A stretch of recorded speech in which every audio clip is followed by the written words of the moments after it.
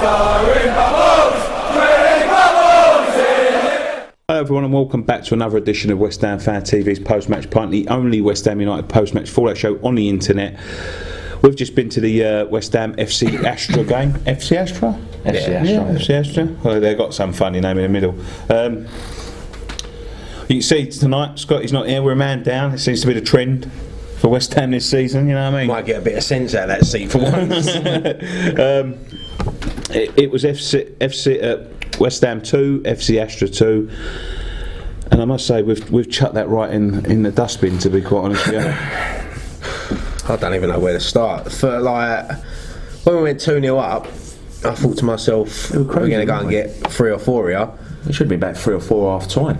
Yeah, I mean, Valencia played well, got his goals. Zarate played well. I think everyone had a decent game tonight, wasn't it? It was a lot better than last week. Let's go through the game because we're going to try and keep a bit of structure to the show this week because it went off of not childish. No, went off on a tangent last week. But that team tonight was good enough to be. I'm joking. I'm joking. But I'm fucking don't another row. What about? No, it was. Lad? Yeah, it was good. No, let's go for the start of the game first. We'll talk about the new lads and whatever later. Started off well. Yeah, really well. Enough. Yeah. Keeping the ball well. The team that we played was a bit more trickier and a bit more skillful and a bit more professional than the two teams we played before. Yeah, and, good set-up, wasn't it? Yeah, good set-up. And I think we come out decent.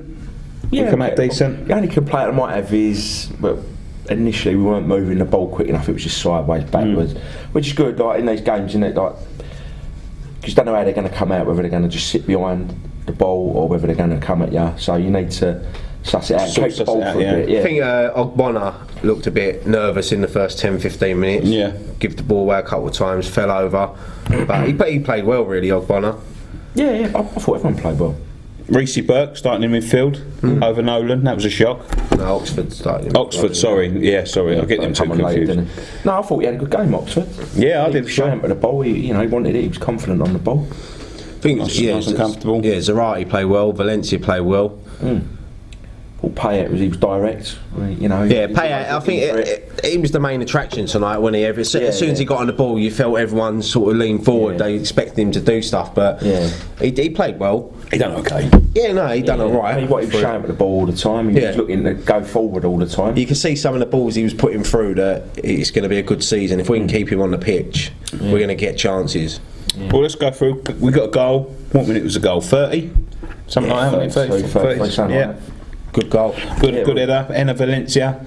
Assist by Payet. Assist by Payet, yeah. Rose like a salmon on the back post. Yeah. For a little bloke, he rose as well, didn't he? Yeah. I thought it was good, powerful header as well. Well directed. Good header. Well, we know he's got a good header anyway. Remember that one he scored at Burnley last season? The bullet header. No, he's got a good header against England. Before we signed him. Yeah. I mean, it's nice to have someone on the pitch who can put a decent ball in the box as well. Yeah. I think that was quite evident about. Is that our first? No, Tompkins has scored a couple of headed goals, but from corners, weren't they? But it was from open play, wasn't it? Yeah, ball come out left, didn't it? And he we had a corner and come back out. He whipped it back in. Yeah, someone who can actually put the ball in the mixer. Not just aimlessly pumping them in. Got the goal. Looked comfortable. Yeah, very comfortable. I thought. Half time, everyone clapped them off. I mean, the keeper made a couple of good saves. Yeah. It's alright. It's alright. I said to you, it was like FIFA saves, wasn't it? Yeah, they was. Yeah, good saves. Yeah, a couple of good saves. Comfortable, no threat from the opposition. Did Ginge get the booking in the first or second half? It was the second half. Actually, about 2 minutes after. So goes into the second half time. Everyone's clapping them off. Everyone's jolly. Everyone's thinking, you know what? Tonight they're going to get this done. They're going to fucking wrap this game up. They're going to. Do what we ain't done in the last 2 rounds and finish it off before we get there and not having to play a strong team out to give them a bit of a rest before the Arsenal game. The second half starts. Zarate runs for about 15 men before slotting it. I think he took it around half his own teammates as well. That was a good goal. Brilliant. He likes a dribble. I must say, he was absolutely fantastic tonight. Yeah, he played really well. He played really well. It's a different Zarate. I mean, I was calling for his head last week, so. And then. Don't know about the conditions last week, wasn't it? And then, I think it was after Enna's got a knock, and that didn't look good, did it? No. And I'm going to hold my hands up tonight, right? Because last week I was saying, get him on the pitch. You can't wrap these players in cotton wool. You can't do this. You can't do that. And he was totally right. No, but like I said, it could happen in any game, and I don't think it was a knock. I think from what I see, it looked like when he turned to knock it out wide. I think his studs might have got. So I've been trying to look see if it's. But that looks serious. He looked in a bit of pain when he was going off. That looks like a ligament tear. He weren't moving when he was on the floor, was he? Which is always good in the case they're rolling a back. Yeah, wrong with maybe it was just, maybe it's not as bad as we think. Or fingers crossed. Yeah, fingers crossed. Because it'd be a shame for him because I think he can have a good season this year. Yeah.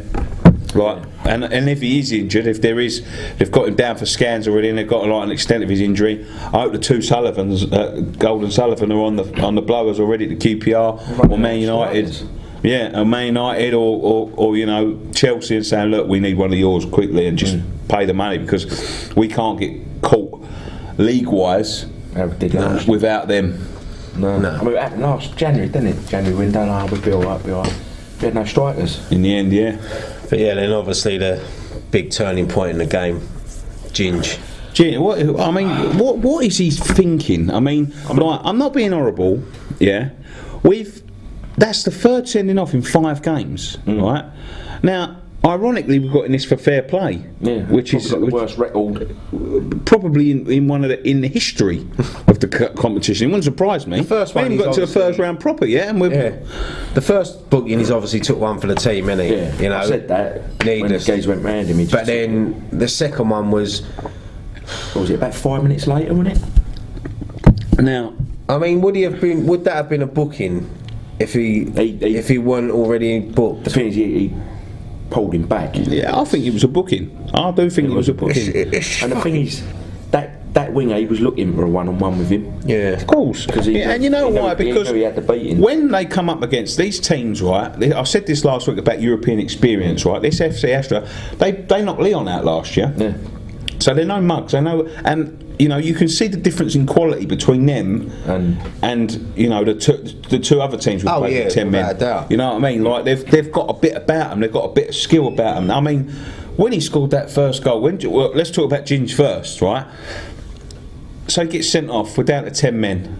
All of a sudden, and as you say, he was looking for a one-on-one with Ginger, because they would have studied him. They would have studied him extensively. I mean, they're not part-timers, they're a professional club, and they would have look at him in previous games, and like Ginger's got a tendency to do this sort of thing. Does dive in, and he just dives in. And as soon as you dive in these European games, I mean, the 3 referees we've had for the 3 games have been like. They've been awful. Yeah, they're shocking referees in Europe. But the thing is, tonight shouldn't have been a surprise. Going by the first 2 rounds, what's going. Yeah, and we're not learning. I would have been quite comfortable if he'd have left Ginger out tonight because he's very rash. He's very. But did he have a choice? Who could he have played there? I suppose he could have played there, couldn't he? Yeah, I mean, or but then Oxford. Maybe he just wanted to get this done. Now it's a fucking uphill task now. What do? Do you go out in Romania and go for it? We've got to knowing go for it. You've got Arsenal on the Sunday. We've got to go for it. If we want to stay in this competition, we've got to go for it. And I can't see, me personally, us coming away with a result. Well, I mean, the thing is, if they come at us, then it's going to open up more for us. But then they don't need to. They don't need to now. They don't need to come at us now. Yeah, we need to go for it, don't we? We need to score. Yeah, I don't know. It's just we're not learning. I mean, it just went fucking from bad to worse in that game. Once obviously Ginge got sent off, and then like you said, you got to hold your hands up to their first goal. Oh, probably it was fucking cracking. Let's talk about that. He cut it back and he struck it. No keeper in the world saving it. It was like a Yeboah moment, wasn't it? It was top bins, barring in. Yeah. No one's getting to that, mate. The thing is, I was saying to me, mate, it had a few. It had a couple, and I'm getting closer. That geezer. Yeah. They were getting closer and closer, and I'm going to him. One's going to be on target in a minute, and then fucking 2 minutes later, in off the bar. Bang. Yeah. Hashtag blame Graham. It was a great goal, It was a great goal, and then, they're just coming at us and coming at us and coming at us. And I said to him about 70 minutes in, I said they're going to equalise. And I mean, You know, they did, and It was an unfortunate equaliser as well. yeah, he had it to is. go over it. It was another one. I don't think anything could have been done about it. You know, it was. You know, he's putting in a tackle. Adrian's sort of perceived it to go the other way, and you know, it is unfortunate, and you know, it's one of them things. But it all stems back to 11 men on the pitch. We're polishing him off 3 or 4-0. Yeah, if Collins had stayed on, that would have finished 3 or 4-0. Yeah, I think so. Yeah, They weren't in it until then, really. And there weren't really no impacts. I mean, he brought Jarvis on, and like, I don't know why he bothers. if you're equivalent of Jarvis is like if you're drowning in a fucking bath and someone chucks a toaster into it. You know what I mean? While it's plugged in. It's pointless. You know what I mean? Like, he got the ball twice and he ran it down the wing and knocked it out. He's just got nothing about him. I mean, he's touched someone. Jarvis. I'd rather have brought Samuelson on. Yeah, someone who's going to run with it. You know what? Someone a bit younger, who ain't got dented confidence, who ain't got any fear of the game yet. You know what I mean? Like, I've always been quite a fan of Jarvis. I think he's had a bit of a rough ride. I think he's, to be honest, Gray. Sorry, I'm sorry to cut you off, mate. Sorry. I think his confidence is shattered. That's what it is. And I don't think he's going to get it back at West Ham. I think to get it back, he needs to move on. So whenever he gets the ball, he's looking to go back, or he don't want to take anyone on, you know. Because it's never worked out with him. He's been with us for 3 seasons now, maybe nearly 4, isn't it? Than that, I think about 3 seasons now. 3 or 4 seasons now, and you know, it's never worked out for him. He's never sort of got that head of steam. He's had a couple of good games. I remember, like, a couple of good games he had. Tottenham in the League Cup, he had a good game. He scored a belter, and you know. But apart from that, he ain't never got a run of games going, really. He ain't really got a run of form going.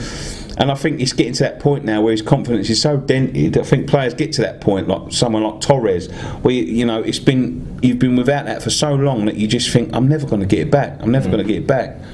And I think that's what's happened to Jarvis. I think it's just a fresh. I think he needs to move. Yeah, I think he's Championship level.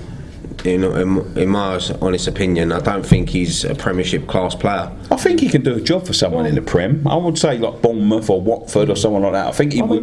Yeah, but then they're sort of Championship teams, isn't they? Yeah, I know what you're saying. I do know what you're saying. I mean, look when he played with Wolves, though.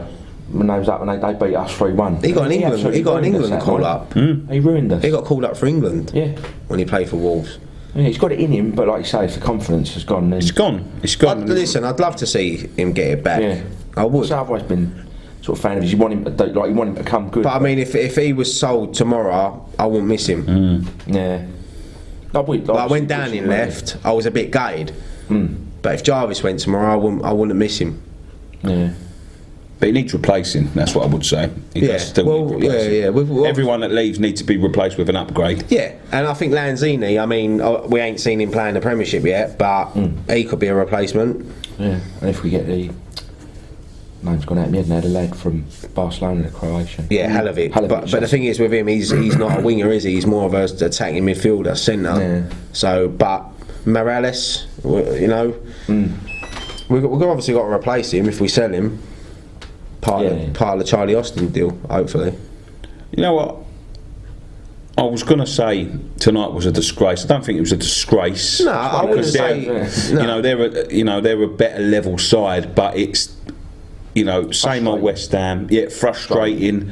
It's a sending off that's done us again. Again. And we can't keep going on like it. Again, another defender. The thing is, I remember saying I'd done a video, like one of me roundup things about 3 weeks ago now, and I said we're blessed at West Ham with centre backs at the moment. We might not have fucking any centre backs to play in Europe in a couple of weeks' time. You know what I mean? What happens if Reed gets sent off next week? Like I say, they've been saying each round, right, we've learned our lesson, we're going to learn our lesson. Hopefully, it'll be better next week. They have learned the lesson. I don't think they'll risk Reed. I think Reed's ready for Arsenal. I don't matter. I'm starting to think this. Do you know what? I came into this competition, this Europa Cup, and it's I was buzzing. Don't get me wrong, I was buzzing that we was in it. It's a bit of European football, something different, something that we ain't seen in a long time. But you know what? I was talking to someone the other day, and to be honest, he called me a liar. As an Arsenal fan, he called me a liar. But I said to him, in Birkirkara in Malta, I said it wouldn't have been a disaster if we'd gone out. No, I think there's a lot of West Ham that would secretly be happy if we went out of this competition. I reckon there is. Like, I was saying to you, if we go out, I want to go out to a decent team, not someone like that. We should be beating teams like this. We're good enough we to should. beat. Yeah, but we're playing in I'm not even angry with tonight. I'm just more disappointed that we could have gone 3 or 4 up, and we're sitting here now talking about a 2-2 draw. Yeah, I mean, it flashes of brilliant, it's like a nice little bit of one-touch football around the edge of the box. Do you know what makes it so flat as well? I think is that we've done the 2 and we look like we was going to kick on, and then it's just we've done ourselves. We've shot ourselves in the foot. Ginger's has done us. This is bad. what I'm saying. Now, what do you do? What do you do next week? Do you go for it or save your best players for Arsenal? What's more important? Depends how serious they want. If they, I don't know. It's like we're saying. I would say they would want to. If I'm honest, I would say they would want to get through to the group stage proper of this competition, for one, and this might put it into context for them, because they might not be looking at Arsenal as an achievable result. Yeah, but then do you risk then losing to Arsenal, maybe even losing to Leicester at home, Bournemouth at home, and then you start the season, you've lost 3 games in a row. And then everyone's going to get on Billich's back, because they will. Of course they will. Yeah. What do you do? We are a fickle bunch. That's what I would say. Maybe next week he might put his best team out in the first half, see what happens, see how we go. If we're 1-0 up or 2-0 up, then maybe drop. And then I don't know. We got a friendly on Sunday. What happens about that? That's meant to be our sort of like. In seasons gone, it's sort of our glamour friendly, isn't it? We get someone because we had Sampdoria, Lazio, Seville, Bilbao. You know, we always have sort of a big one at Upton Park. I mean, don't get me wrong; it's been a good pre-season because we've had competitive football and the players are looking sharp. But like you said earlier, they're splitting the squads up.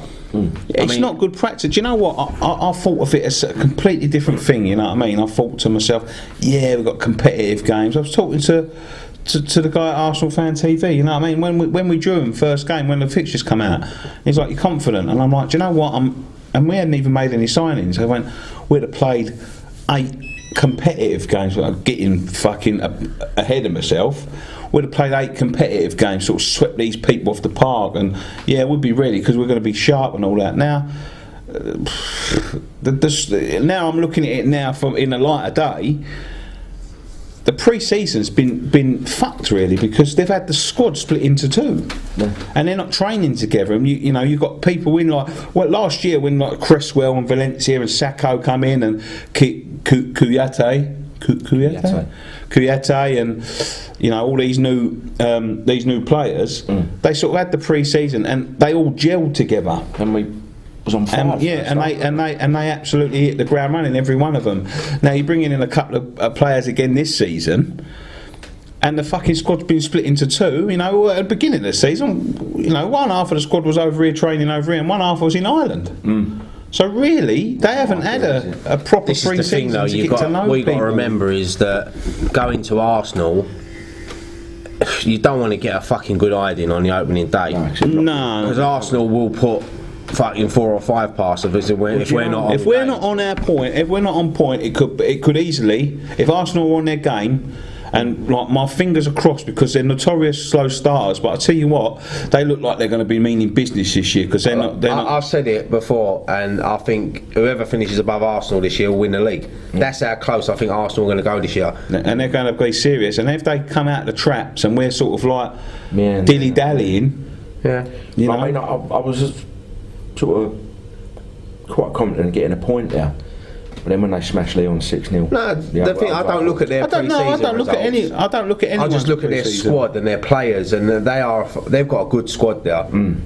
And I don't even think Sanchez is going to be playing against us. Well, that's what they've said, but you know he'd probably be on the bench. They just sort of have them players that sort of can turn it on. Oh yeah, Walcott, Giroud when he wants to play. You know, they don't even like him now. I'll take him tomorrow. Giroud, Cazorla, it's just, you know, it's frightening. Jack Wilshere. And I don't want us to turn around and say that we've got no chance, because I've always think if I didn't think we had no chance, I wouldn't be going. No, but on our day we can go there and win. They're notoriously slow starters, so the best time to play them. And we've had competitive football, so we should be sharper and fitter. And we could go there and get a result. I just don't. They're just all saving it up for the Premier League. Yeah, maybe that's what Bilic is doing, like splitting the squads up. So like he's sort of not playing mind games, but people don't know what his team's going to be. Yeah. And on that opening day, you could think, fucking hell, you know. But then London derby. It's depending on live on Sky. I don't know. I don't know. It's not filling me with confidence. But it's a results business, I suppose, and you know, it's only because we've drew. I mean, like I say, we drew 2 this month, but night we could easily go and nick a 1-0 at the Emirates. That's West Ham all over, isn't it? But then that's what I'm saying. With next Thursday, it's how do you play it? Do you play people like Payet, Kiate, or Bonner? Do you play all these big players out there? Yeah, I think they ain't got a choice. I think in a way it might be a good thing to play the kids out there. Might surprise a few people. They might get a result. Yeah, I mean similar to remember in the Intertoto, and we lost at home to Mets, didn't we? And no one gave us hope out there. We went out there. We had Di Canio back then. Yeah, I know we put a strong shot out, but like Mets the season before been in the and one chop. Oh, Paolo, one chop. You want to say it again? And one chop.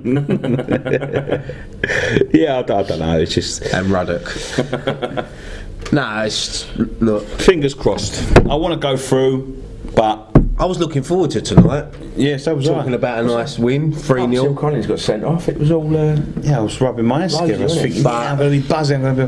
But you know, I'm crossing my fingers that we go through. Yeah. But if the worst comes to worst next week and we go out, I won't be too upset because this competition is starting to be the bane of us. To be honest, I don't know. I would be a bit pissed off. I've done more Post Match Pints this season than I've done last. I haven't even started yet. I would be pissed off if we went out because I was looking forward to having big European nights against the big teams, you know. Yeah. But I mean, if we get through this, I think we get German or Spanish mob we can get. We can, but it's not. Yeah, it's not now. But like you were saying, if you go out, you want to go out. Listen, at the end of the day, we could go out there next week and score 2 goals there. So yeah, it's possible. We've got it in our lockers, definitely. Yeah. Anyway, game done. Let's move on. Let's talk about something a bit more cheery now. Go on then. 49 years ago today, England, West Ham won the World Cup. It's coming up to the 50th anniversary. I wonder if they'll have a token friendly at Wembley next year. What, West Ham v Germany? West Ham v Germany. Imagine that. 17-0.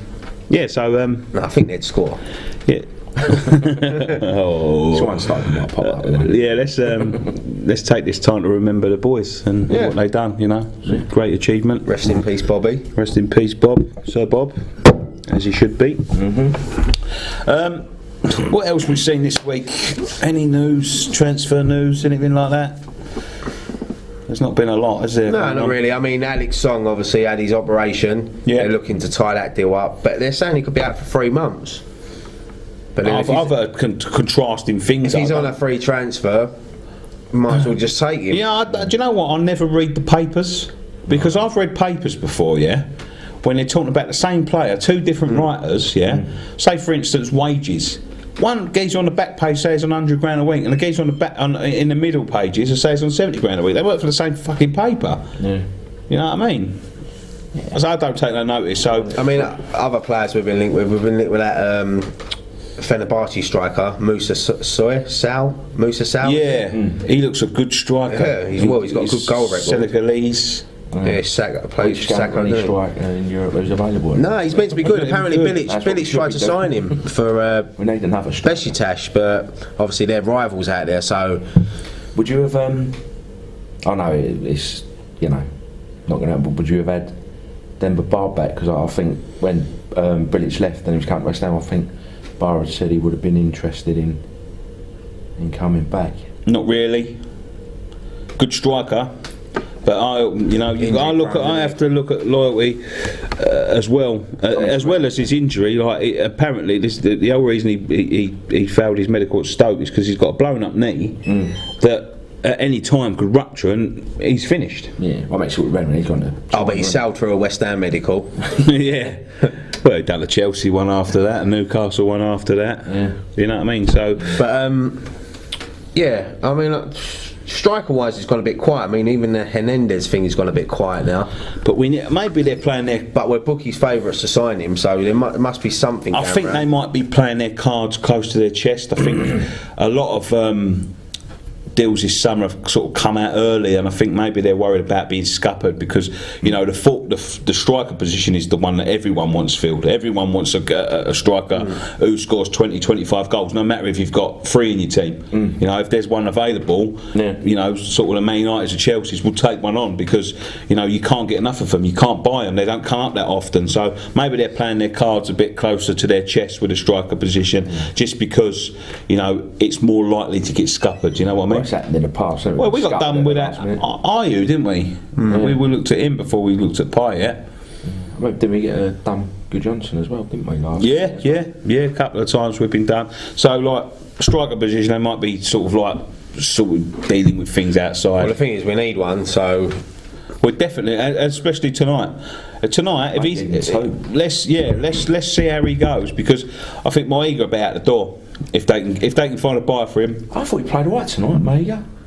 He didn't impress me, mate. To be honest, I would have given him a. Do you know what? I'll give him a chance, but he just got the minerals to me. Looking at Andy Carroll as well. I mean, all them rumours that he was out to October, but he was posting videos on his Instagram the other day, running, doing weights, lifting weights on his legs. So I don't believe all that. No, but maybe they was looking at sort of October time as a safety net with him. And then if he comes back earlier, everyone goes, it's a bonus. No, I wouldn't say come back earlier. Maybe he'll be ready in September, early September, but they just said to him, like, another month, strengthen the muscles, strengthen the ligaments, just to make sure, that he's ready for that. But I think if he's not, if Enna's out and ain't got another forward in, I think they might turn around and say to him, look, mate, we'd like to give you another month, but as long as you're ready. I'm sure they won't say they won't play him until he's 100% ready, but they say, like, as soon as you're ready,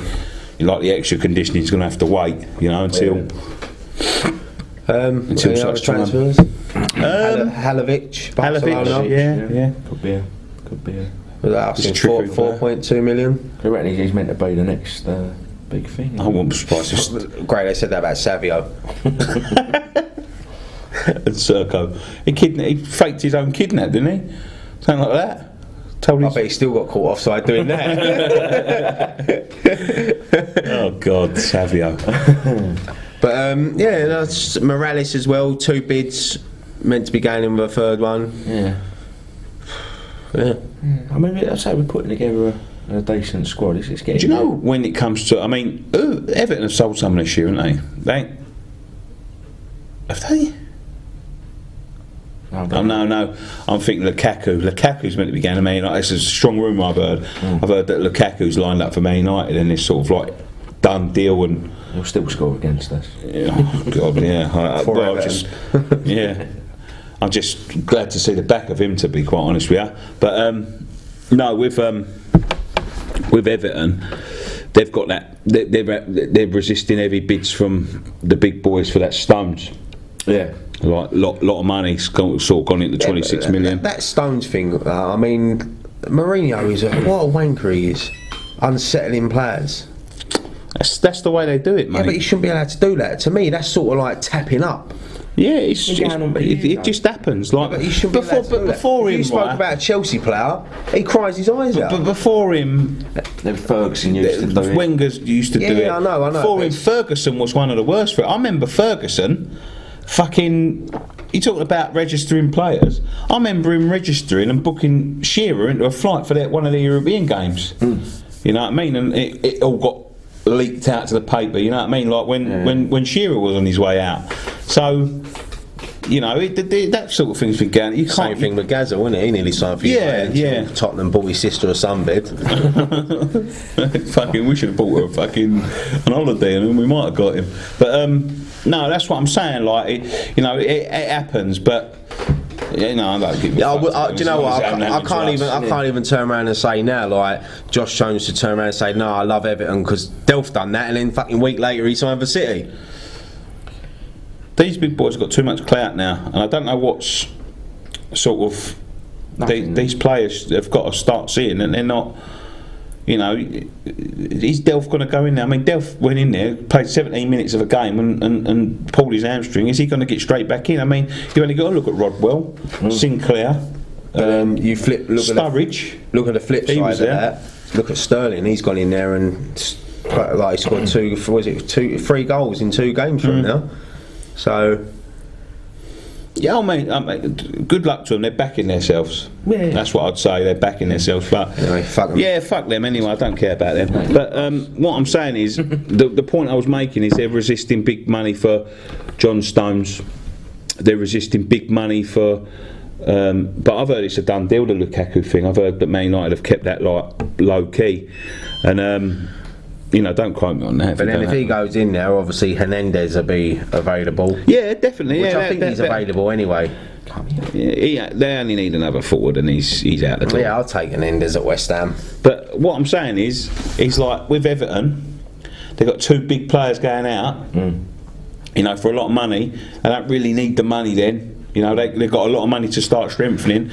They can sort of, that Morales thing can sort of be put back on. They're like, you know, if you want him, you're going to have to pay stupid amounts for him because we don't need the money. I think they're holding out for about 10 million. So if we've bid 8.5, you might as well pay the extra, because the way I see it is we're not paying 10 million for him because we got back 5 for Downing. So really we're only paying 5 for him. Plus we're getting, if Middlesbrough get promoted, we get 1.5 or is it 2.5? Yeah, something like whatever. that. But yeah, so he's not really going to cost us 10 million because he's just coming in as a replacement for Downing. So it'd be a good signing, but it's whether we can get him. Yeah, well, it depends if he wants regular football, we can offer that. Then hopefully that might swing it. I can see Morales getting in the side regular, to be honest, as long as he keeps injury free. What, for us? Yeah. Oh yeah, definitely. Definitely. Anyway, should we wrap it up there, boys? I think we shall. Thank you very much for joining us on this edition of Post Match Pint. Do not forget to follow us on Twitter at West Ham Fan TV.